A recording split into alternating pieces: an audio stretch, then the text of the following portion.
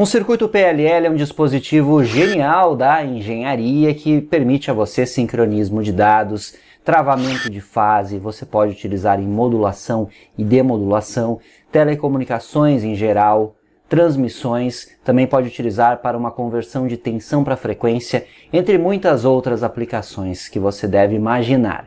E o circuito integrado 4046 é um PLL de baixo custo e fácil de encontrar. Por esse motivo eu quero mostrar para você rapidamente como você dimensiona os componentes para ter um PLL travando a fase em uma faixa de frequência específica, que vai permitir o uso em diversas aplicações.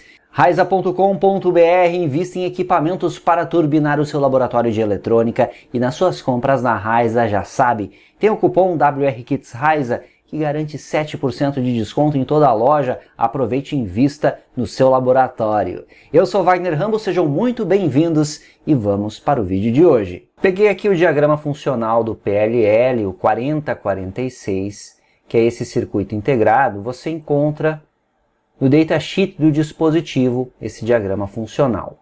Ele tem dois comparadores de fase e um VCO, um oscilador controlado por tensão, como blocos principais. Nós vamos dimensionar uma faixa de frequência e aí nós faremos a conexão do pino 3 com o pino 4, tal como demonstra aqui. A nossa entrada de sinal é no pino 14, aqui que vamos aplicar um sinal retangular para fazer o sincronismo a partir do VCO, então travar a fase, e vamos alimentar o circuito com 5 volts. Aqui no VDD. O VSS é ligado no terra do circuito, o GND. Não vamos trabalhar com demodulação, então este RS não será utilizado e nós vamos considerar esse gráfico da esquerda aqui. Nesse gráfico da esquerda, o R2 é considerado infinito. Por isso, este R2 também pode ser desconectado, não vai existir no circuito, o pino 12 vai ficar assim. O pino 5, que é a habilitação, vai ser mantido em GND para que eu não desligue o meu circuito, não desligue o meu VCO. O diagrama esquemático básico você já está vendo aqui. Naturalmente eu preciso dimensionar o capacitor C1, o resistor R1 e o meu filtro passa baixas. Porque o propósito aqui, a partir de um sinal gerado no comparador de fase, que nesse caso em particular eu vou utilizar o comparador 1, que é basicamente uma porta XOR, ele tem aí um sinal PWM, que de acordo com o ciclo ativo vai gerar um nível DC proporcional aqui nesse nó, que é a entrada do meu VCO. Essa entrada do VCO recebe o nível de tensão que vai controlar a frequência. Então vamos fazer o projeto considerando uma frequência próxima de 100 kHz. Vamos supor que eu queira uma frequência central, FO, vou anotar aqui, próxima de 100 kHz. Para isso eu recorro ao gráfico presente no manual. 100 kHz aqui é a frequência e aqui é o capacitor C1, no eixo X, como você pode ver. Eu já sei que a minha alimentação é de 5 volts e eu me baseio na linha 3, porque o meu R1, que eu vou arbitrar, é 10K. Já temos o R1, portanto. Eu vou utilizar na prática 10 kΩ para o R1. Por isso, o que está em comum entre estas duas características é o R1 de 10K e o VDD de 5 volts. A linha 3 está aqui no meu gráfico. Nesse ponto aqui é justamente essa linha. Precisamos rebater aqui o 100K, que é o 10 na 5. Eu vou traçar aqui um retângulo que fica mais simples. Então, pegar aqui o retângulo, rebatendo o gráfico, nós podemos ver que o meu traço de interesse está entre o 10 na 2 e entre o 10 na 3 picofarad, que é a unidade do capacitor C1 nesse caso. O 10 na 3 é 1000 picofarad, que também é conhecido como 1 nanofarad. Então nós temos algo entre 100 pico e 1 nano. Como está mais ou menos centralizado, talvez tendendo um pouquinho mais para 40 e poucos por cento aqui do valor, nessa região onde foi o rebatimento, podemos pegar um valor comercial de 470 picofarad para o capacitor. Um valor estimado, então nós já temos esses dois componentes. O resistor é 10K e o capacitor 470 picofarad. Precisamos também projetar o Low Pass Filter para termos a filtragem do sinal PWM na saída do comparador de fase e gerar um nível DC, que vai aplicar a entrada do VCO controlando a frequência de atuação. Para isso nós podemos dimensionar um filtro passa-baixas RC simples, de modo que a frequência de corte deste seja bastante inferior à minha frequência de interesse. Para não perder muito tempo, eu já vou adiantar para você que o resistor é 100 kΩ e o capacitor é 10 nanofarad, e dá uma frequência próxima aí de 150 Hz. Famosa equação 1 sobre 2π RC. Vou pegar aqui a calculadora, vamos ver se eu acertei o valor. 2 vezes π vezes 100K vezes 10 nano, 1 dividido por isso, 159 Hz. Então bem próximo dos 150, essa é a frequência de corte do meu Low Pass Filter RC. Então 159 aqui para deixar mais próximo ainda.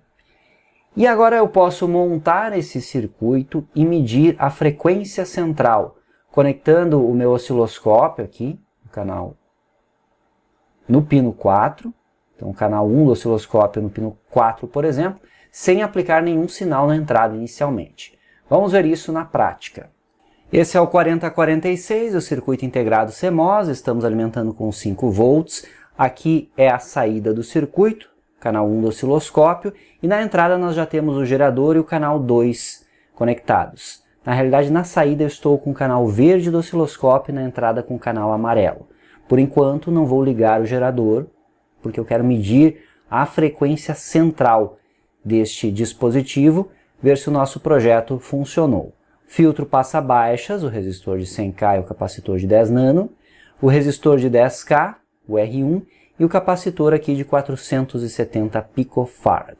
Eu aproveito para anunciar para você que estamos com todos os cursos em promoção de Black Friday. Aplique o cupom BLACK25 para 50% de desconto em todos os nossos cursos. Utilize em quantos cursos você quiser, todos com acesso vitalício. Invista no seu conhecimento. Black Friday WR Kits 2025 começando mais cedo esse ano. Então aproveite e invista nos cursos. O RTB 1024 da Rohde & Schwarz vai nos ajudar bastante nessa análise. A Raiza nos emprestou esse excelente equipamento para trazermos conteúdos para vocês. E já temos aqui o sinal de saída do VCO do nosso PLL e registrando a frequência de 113.9 kHz.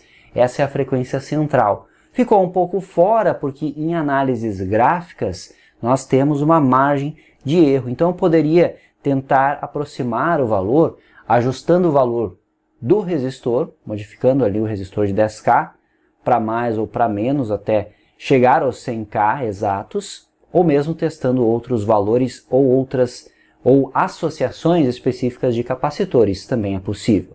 Mas aqui eu vou aceitar esse valor mesmo para os componentes utilizados, e aí vamos seguir os cálculos considerando 113.9 kHz como frequência central. Nossa FO prática, portanto, deu 113.9 kHz. E agora eu preciso dimensionar a frequência máxima. Vamos chamar de FL. Eu vou até mudar a cor aqui, porque nós precisaremos fazer uma pequena modificação no esquemático. Eu tenho que abrir esse nó, então desconectar a saída do filtro do pino 9 e ligar o pino 9 a 5 volts para fazer esse teste de frequência máxima gerada com os nossos componentes. Então vamos fazer essa modificação em vermelho apenas para determinarmos na prática qual é a FL frequência máxima de operação. Bastante simples, eu desligo a saída do filtro do pino 9 e vou ligar um conector do pino 9 para os 5 volts para vermos qual é a frequência máxima obtida. Tá aí a frequência máxima, está dando 162.1 kHz de acordo com a medida. 162.1 kHz. Agora, de posse desses dados, nós podemos fazer o cálculo da faixa de frequência prevista. Então, a faixa de frequência, se você ver no datasheet, vai encontrar a equação 2FC, duas vezes a faixa de frequência, é 1 dividido por π vezes a raiz quadrada de 2π vezes a FL, que determinamos na prática, dividido por RC. RC são os componentes do meu filtro passa-baixas. Nesse caso é R3 e o C2 aqui, que vamos utilizar no cálculo. Colocando os valores aqui no nosso cálculo, vamos ter que 1 sobre π vezes 2π vezes 162,1 vezes 10 na 3, porque é kHz. Tudo isso dividido pelo meu resistor de 100 kΩ, 100 vezes 10 na 3, vezes o meu capacitor de 10 nano, 10 vezes 10 na menos 9. Esse é o cálculo que temos que fazer. Eu vou fazer aqui com você na calculadora. Vamos começar resolvendo o que está dentro da raiz. Então, 2 vezes π vezes 162,1 vezes 10 na 3, dividido por 100 vezes 10 na 3, vezes 10 vezes 10 na 9, raiz quadrada, e esse valor dividido por π. Resultou em 10, podemos arredondar para 10,16 kHz. Continuando aqui, 10,16 kHz. Isso é igual a 2 vezes FC. Agora eu posso, a partir da FO, determinar a minha faixa de frequência. Então a minha FC máxima é a minha FO mais FC. E a minha FC mínima é a minha FO menos a FC. Calculando isso, nós temos aqui uma FO de 113,9 kHz mais 10,16 kHz dividido por 2, lembrem disso. 118,98 kHz. Então, aproximadamente 118 kHz é a minha frequência máxima. A minha frequência mínima vai ser 113,9 menos 10,16K dividido por 2, 108, vamos arredondar, 108, 109, mas eu vou botar aqui 108 kHz. O que isso significa? Que se eu tiver um gráfico aqui, considerando a minha faixa de frequência, eu tenho a minha frequência central, eu tenho a FC max e a FC mínima. Eu entro na faixa de captura, ou seja, o momento em que ocorre o sincronismo entre os sinais, sinal de entrada com sinal de saída, fica localizado principalmente dentro da faixa de captura. Se eu tiver uma frequência central, quando eu aplico uma frequência na entrada, eu travo as duas frequências e eu consigo manter travado, mesmo que escape um pouco da faixa de captura até determinados limites, com uma frequência máxima. E é isso que nós vamos comprovar agora na prática. Esse osciloscópio tem gerador pronto, eu conectei aqui na saída auxiliar, então ajuda demais nesse tipo de análise. Sinal retangular, frequência, vamos colocar uma frequência inicial aqui de 100 kHz. Ligando o gerador, temos um sinal ali em amarelo. Podemos ver claramente que ele não está sincronizado com o sinal de saída. O que eu preciso é movimentar a frequência até atingir os 108 kHz, observe aqui, e ele entra em sincronismo. Veja que entrou um pouquinho antes, dada a questão da tolerância dos componentes, arredondamento dos cálculos, e assim por diante, mas ele sai de sincronismo a partir do momento que extrapola demais o limite superior de frequência. Então, como podemos ver, ele perde o sincronismo, mas entrando de novo na faixa calculada, aproximadamente entre 108 e 118 kHz, eu tenho o PLL sincronizado, e perceba que nesta faixa, a saída aqui do circuito, a saída do VCO, acompanha o sinal de entrada e ambos estão sincronizados, como vemos aqui na tela do osciloscópio. Perdeu o sincronismo, fui abaixo da frequência, como você vê aqui. Entrando na faixa de captura de novo, eu recupero o sincronismo. E agora você já sabe como fazer um projeto muito rápido e funcional com o PLL 4046. Temos outros vídeos aqui no canal sobre esse circuito integrado e também sobre PLL em geral. Digite na busca WRKits PLL Estude Mais.